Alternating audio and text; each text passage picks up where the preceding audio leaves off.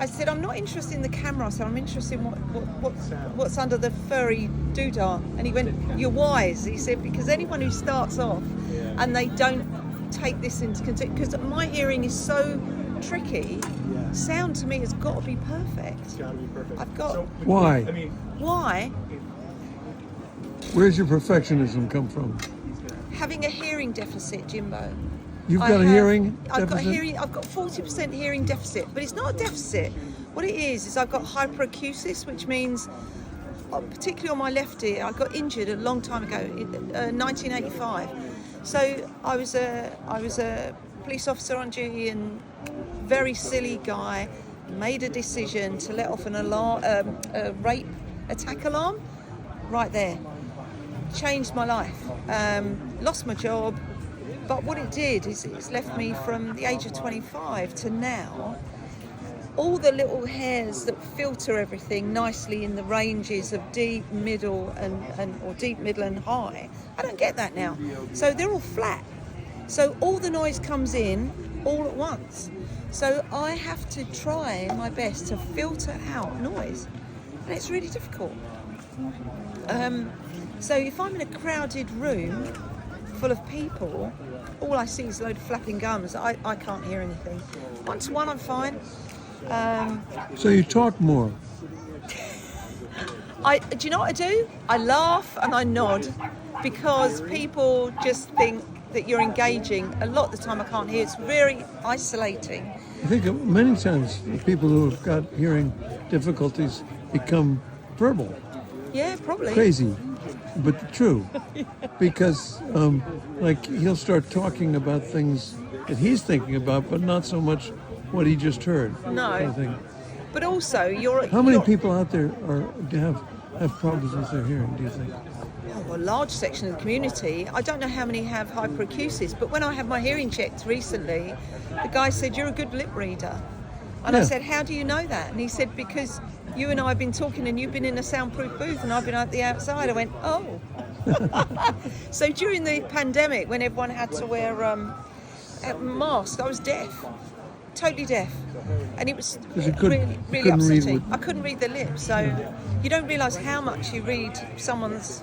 So, and let me wander a little bit further afield. If I said, what's your origin story, how would you answer me? Oh, origin story. Born in East London. Dad worked for Ford's, and they made tractors in the UK. So everyone had to go out to Essex. Educated there. As soon as my education finished, back into London. Lived there. Different careers in there, and then came to Hastings in 1985. So I'm 65, and it was an extraordinary. I've done a lot of things. So I like to. My parents are both passed now. Yeah. Now wait a minute. You've got a very positive attitude. Did that come from your mother or your father? Where'd you come up with that? My dad was very much mind over matter. So, but I know Which that... means being reasonable? You can do being it. thoughtful? Try it. Do it. Try it. Do it. Very Don't good. think about it too much. So my dad... It's a good lesson. My dad was an engineer, so he very much could look at anything and tear it apart and know exactly how it worked in his head. So he didn't have to do that physically. Did he have a physical space that he used to? Yeah, he had a wonderful shed. A shed? Yeah. His back was- And he used to be able to build, he used to come home from work. Now I've got this thing, right? So Dad worked for a company that was an aerospace company. He used to come back with these wonderfully milled pieces of steel. Beautiful stuff. Just And beautiful I got stuff. so excited by the fact that you took this lump and you turned it into Shape it. something, you shaped it. Because you're a sculptor, aren't you? Yeah, I am. So my dad could turn anything on a lathe of any sort. Beautiful. And he could make anything. So my dad would look at, he made me a pair of trousers. When I wanted a certain pair of trousers, my parents had divorced by this time. And my dad said, what do you want? And I said, well, I want those. And he said, oh, I can do that. And I went into school with these pair of amazing Oxford bags. You remember Oxford bags? Yeah. Very much 70s fashion. So my dad, my mum was designer kind of thing. So my mum was about fashion and picking colours, toning things, you know. I can tell. Yeah. I can tell. So mum had a lot of really brilliant qualities. How's Hastings? We're talking about Hastings because you have become a spokesperson for Hastings, actually. And I don't know that you're. It's not because they've asked you to do it. I think it's because of your own general. Nobody asked me. It's the nature of Hastings Yeah. right now. How do you think about Hastings? How do I think? I think Hastings is just extraordinary. When you say about I have a kind of can-do attitude, Hastings is all over that, all over it. So Into its DNA. No? yeah, oh yeah, it's in every. I mean, when I came here in the 80s, the press, the national press, hated it. Everybody hated. Oh, Hastings, it's full of underage pregnancies and drugs, and it's debauched, and it's just hideous. And I didn't think that. Do you know what? I came here because my parents bought a house here from East London, and my mum and my stepfather bought a house here, and I used to cry when I used to come and visit, which was pretty much every other weekend, and I used to cry going back on the coach to London, going, oh God, I miss it so much. And Missing London or no, Hastings? missed Hastings. Yeah, I missed Hastings.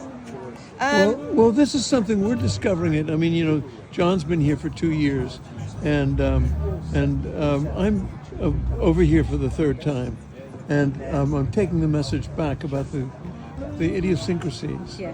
of Hastings, Yeah. including the various characters, both it's full of age-wise characters. and health-wise, Yeah. and children and Yeah. pregnant women, Sure. and the lust that appears.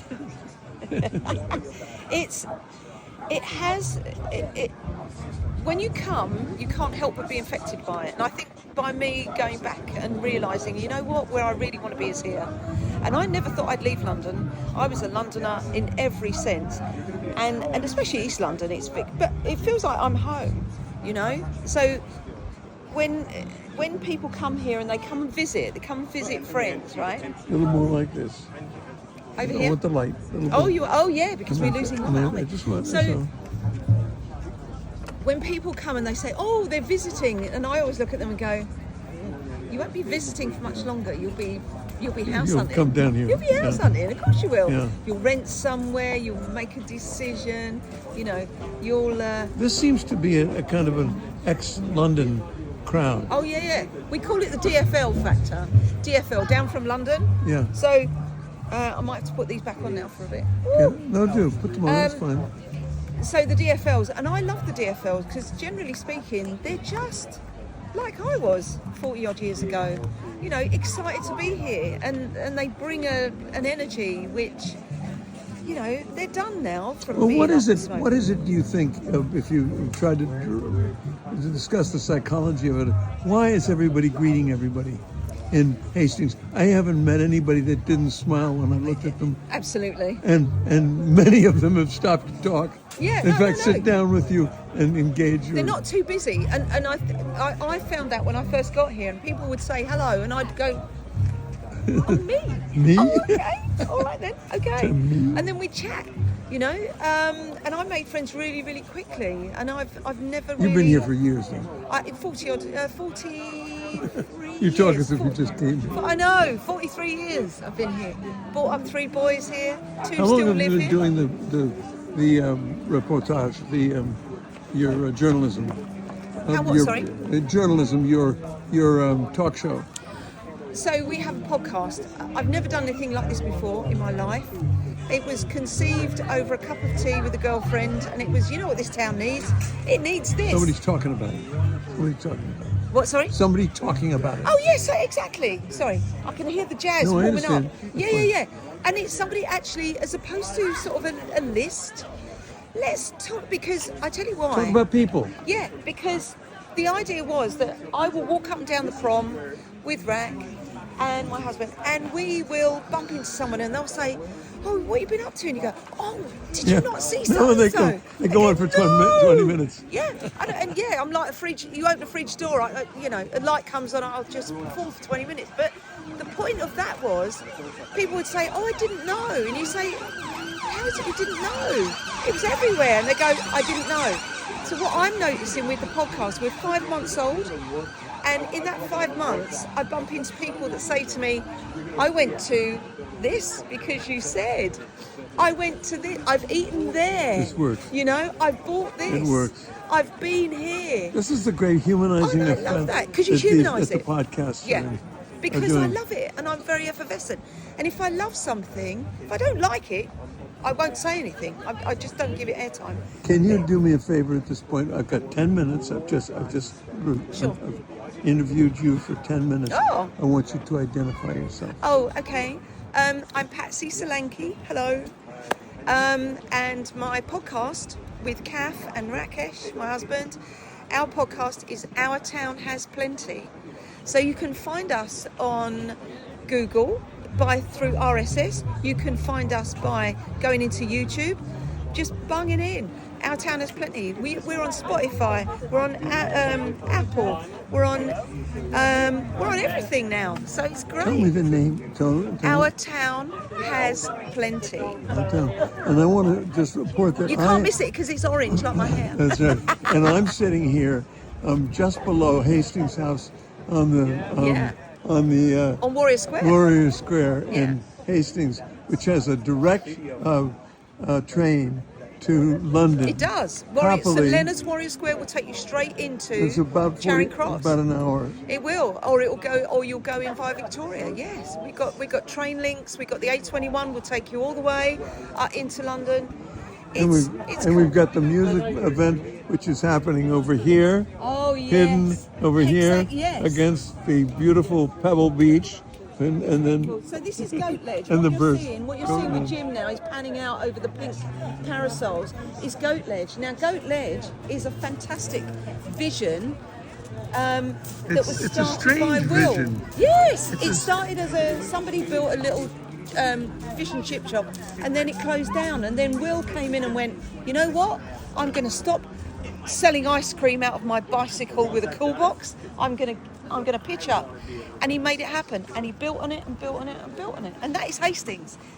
Everything we do here is based on people saying, not why should I, is when. When are we going to do it? How are we going to do it? Let's do it. Who do we need to help us do it? And there you go. And that's what we do. Greetings, folks. Yeah, greetings. From Hastings.